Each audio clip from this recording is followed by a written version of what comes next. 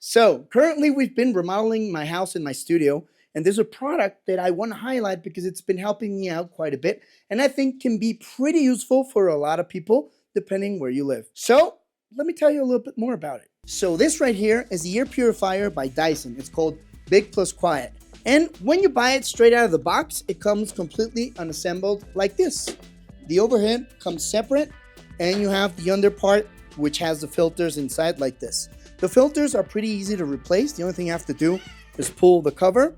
This is a HEPA filter, I think that's how it's pronounced. And this right here is a carbon filter. You can replace both of them. By the way, the app tells you what is the lifespan of each filter. Your mileage is going to vary depending on how much it filters, how long you have it on. But Dyson says it can last for about 2 years, which I think is not bad. Take into account these filters are not cheap. So there are two ways you can use it. You can use the included control that you can actually put on the rear and has a magnetic back, which is pretty cool. You don't have to be worrying where you leave it. And you can turn it off. You can program it to sleep. You can determine what angle you want the air to go, up, down, or in the middle. You can also determine whether you want the fans to go faster or not. Basically, anything you want to do with the air filter, you can control from this controller, which is nice in case you have somebody visiting your house and obviously they can't use the app. But my favorite way to use it is the app. In the app, which is called Dyson, you can control absolutely everything. And you can also monitor all the particles that are in the air and that can potentially be harmful for you.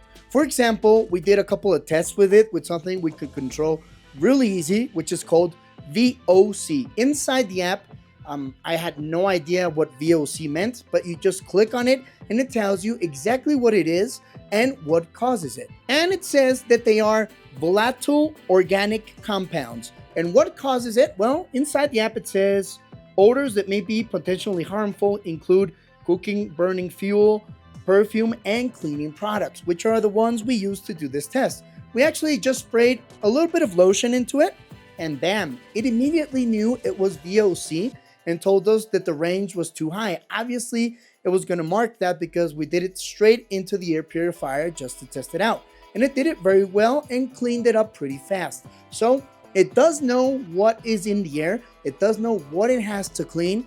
And I think is pretty reliable compared to other air filters, which only have HEPA filters, which are, I always call HEPA. So in case you're worried that air filters may have just a placebo effect, I think that's not the case because at least the sensors are pretty precise in taking readings. And how do I know this? Well, I told you I'm currently remodeling the studio and the house. It told me there were too many compounds related to paint, related to other kind of solvents, for example, thinner. So it knew exactly what it was. So I was a lot more safe knowing that it was actually trying to clean it. And when it said the air was safer to breathe, it meant that it had actually cleaned the smell from those two compounds. It works very well and it helped me out a lot. Obviously, I also put wet cloths on the doors. I wasn't directly exposed to any kind of dust or any kind of solvent. I'm not saying this is ideal, but I do know a lot of people can't leave their homes or go to a hotel.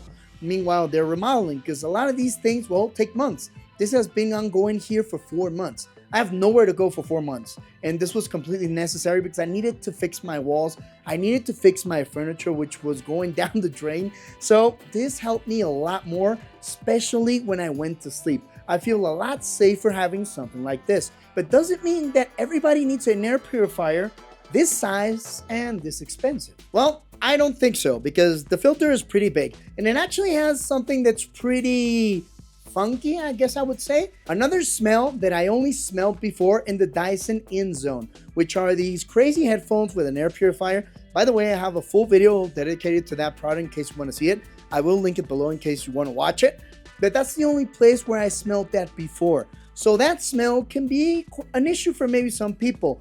Some people that maybe are a little bit more sensitive to smells like this might find a problem with it, but I honestly don't. The only way I can describe this smell is like brand new smell, but a little bit more concentrated. It's weird to explain. It's not annoying for me, but I can see people in a very small room having an issue with this. I recommend this air purifier only for medium to big size rooms, and it does an excellent job. It's pretty big, it absorbs a lot of air, and also pushes out a lot of air. It's also not really meant to be a fan or a heater. There's another product from Dyson that actually makes air colder and also makes it warmer. This one is not that product. This one's only to purify the air.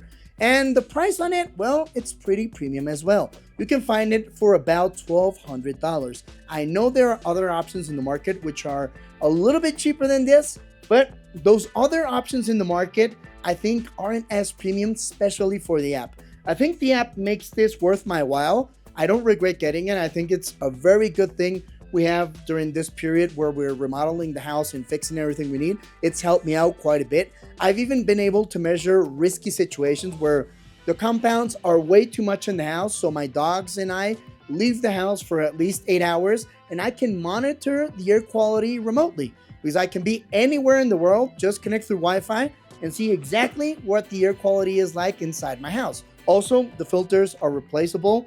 They're not cheap, but you can change them and your mileage may vary. Depending on how much time you have it on, how much air you're filtering is going to determine how often you have to change these. Another thing that helped me out quite a bit, and shout out, it's not a paid video, it's not product placement, nothing like that, but it's also a Dyson product, and it's the vacuum. The vacuum has helped us out quite a bit. It's not meant for industrial usage. A lot of people have asked me if they're delicate, like maybe they break down easy, is the engine any good? Well, now I can very much vouch for them because I've used it to clean concrete, cast, dust that's from a construction, which is not meant to do. I want to leave that completely clear. It's not meant to be used like that, but it's done it and it's done it perfectly. It hasn't broken down. The engine hasn't died on me. The only thing I have to do every once in a while is clean the air filter. Just blow it out, maybe wash it a bit, and it's ready to use again. So this has been a workhorse, which is something I didn't expect. I thought maybe Dyson vacuum cleaners may be a little bit more delicate, just for normal usage, maybe hardwood or something like that, but no.